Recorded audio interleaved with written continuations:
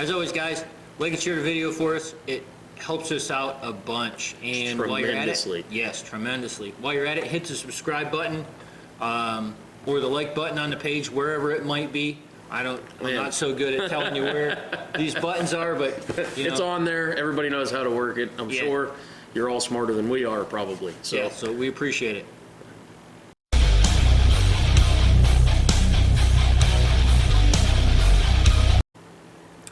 All right, guys, welcome to our new video series, Street Smarts. In this video series, we're going to do a bunch of different things, and we're going to show you a bunch of different ways to essentially stay out of trouble when you're out and about.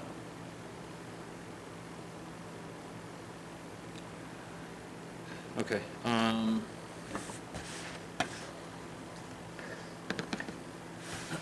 guess we'll introduce this. Yeah. I'll hold my hand up so I can get a video. Need one of those. All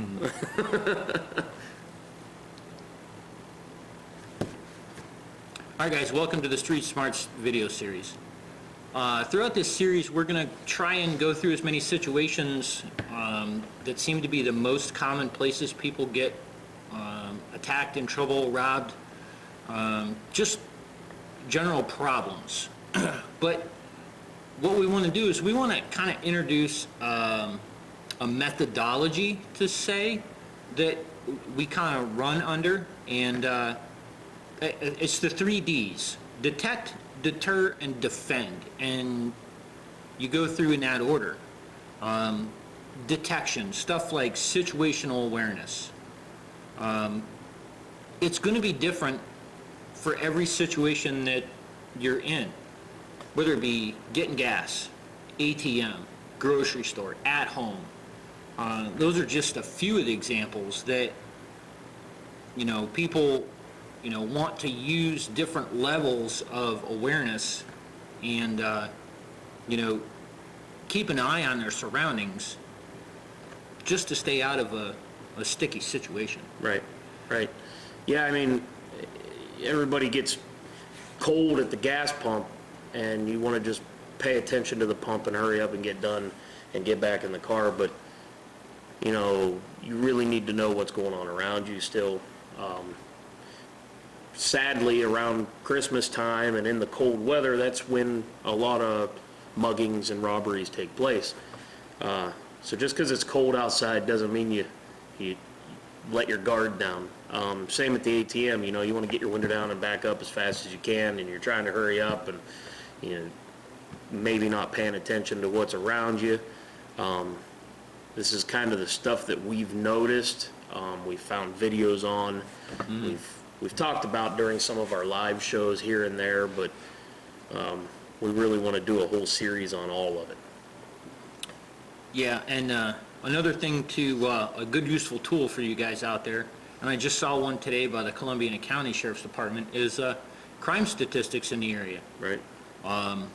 You know, what are the most common things that these, you know, bad individuals or bad actors, so to say, are going to be, you know, trying to perpetrate, and, you know, keep an extra vigilance for that particular type of situation.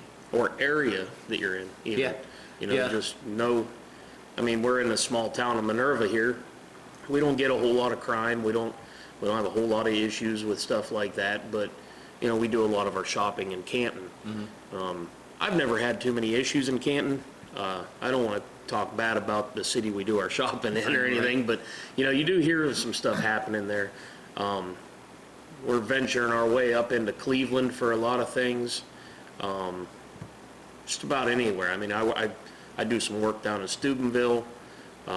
So there's just a few cities that, just between Jason and I, that we're in, that have completely different crime statistics. So knowing those, just knowing the area that you're in,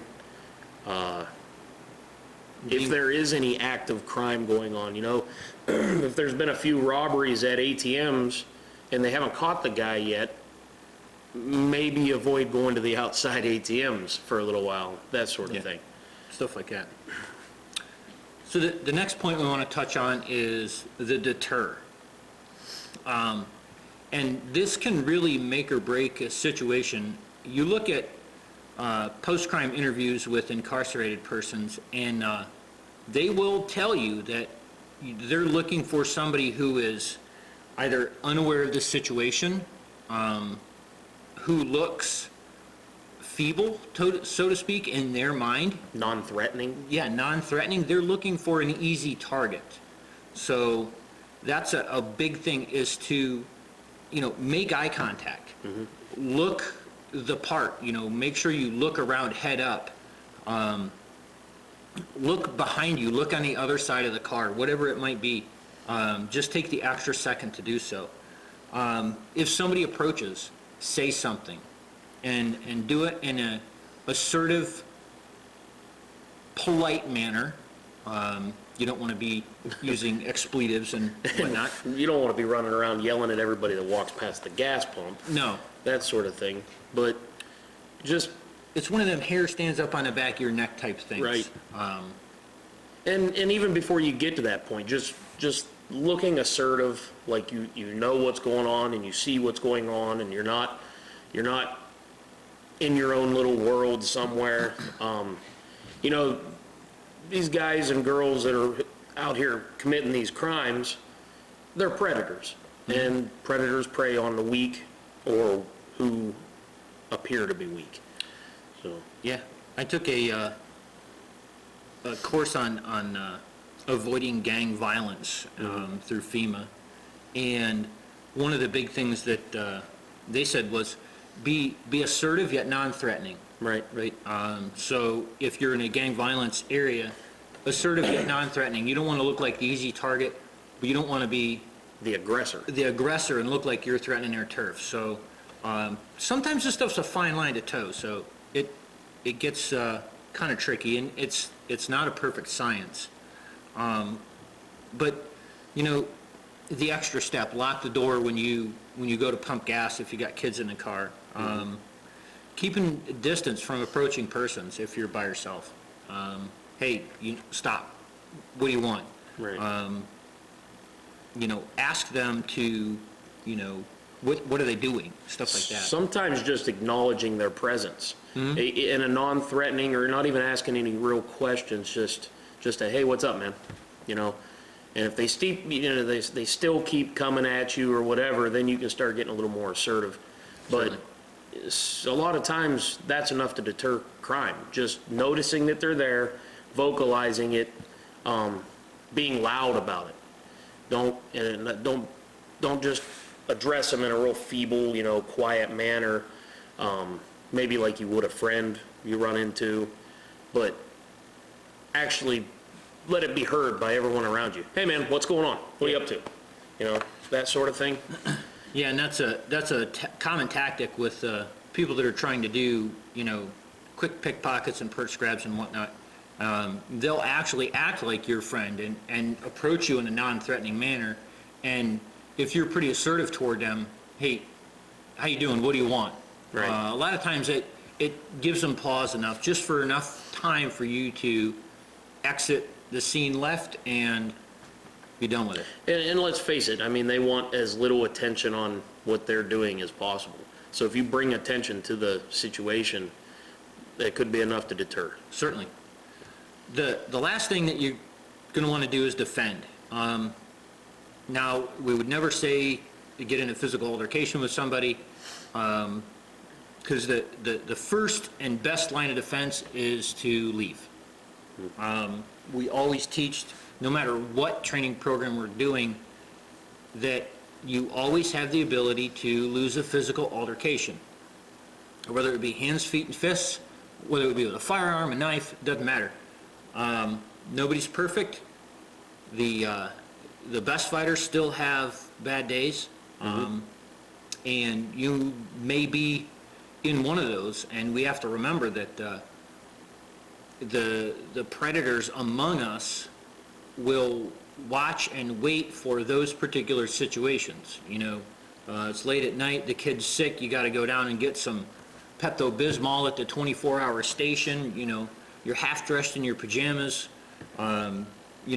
gym shoes, a little tired, long day, whatever it might be, and, that's when they're gonna hit you, and you're not on top of your game. They don't wait till you've had a full night's sleep, you got all your gear with you, that's the idea behind it. So get out of Dodge if you can. Use your surroundings. We talk a lot about cover and concealment in the firearm classes, but it still applies empty-handed. I mean, go around the other side of the car, go in the building. Keep anything between you and the perpetrator. Anything.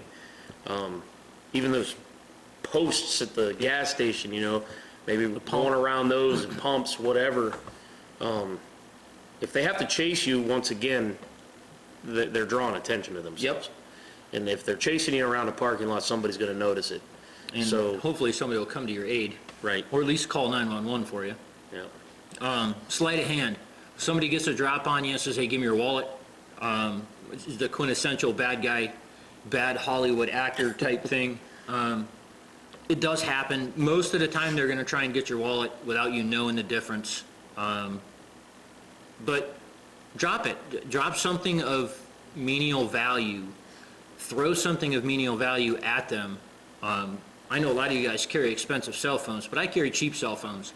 I will straight up whack you in the melon with my cell phone if that's what it takes.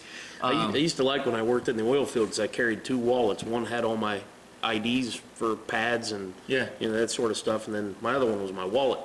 And I always said, if I ever get in an altercation like that, somebody's trying to take my wallet up, they can have the one with all my cards in it. State your intentions. Hey, I'm leaving. Leave me alone. Do it loudly and assertively. Make them state theirs. What do you want? Why are you bothering me? Why can't you leave? Stuff like that. Assertive yet polite. You don't want to really construe anything. If the situation escalates, that you had, what's the word I'm looking for? Aggravated the condition or the situation. We got to be very aware of that. So you never want to be an aggressor. You never want to be, even if you know yourself you're not being aggressive, you don't want an onlooker, a bystander to think that maybe you were part of the problem. We teach that in especially our CCW classes. But right in the beginning. Right. So that's what we got for kind of the basis for this video series. As the video series moves along, we're going to, like I said, going to try and put as many situations out there as we can and give you guys some tips and tricks. If there's anywhere in the area for our local viewers that particular place makes you feel uncomfortable, let us know. We'll go check it out. Talk about it. Absolutely. So far we've touched on our local ATMs and some stuff like that. That's in the works. We're going to have videos on those. Gas station. Gas station here in Minerva. You did some work in Canton. Some videos out of Canton. Yeah, we did some videos on Canton. We're, if there's somewhere that makes you uncomfortable, let us know. We'll drive out, check it out. We spend Friday nights doing that sort of thing anyway, So. Yeah. Stay tuned, guys. And as always, like and share the video for us.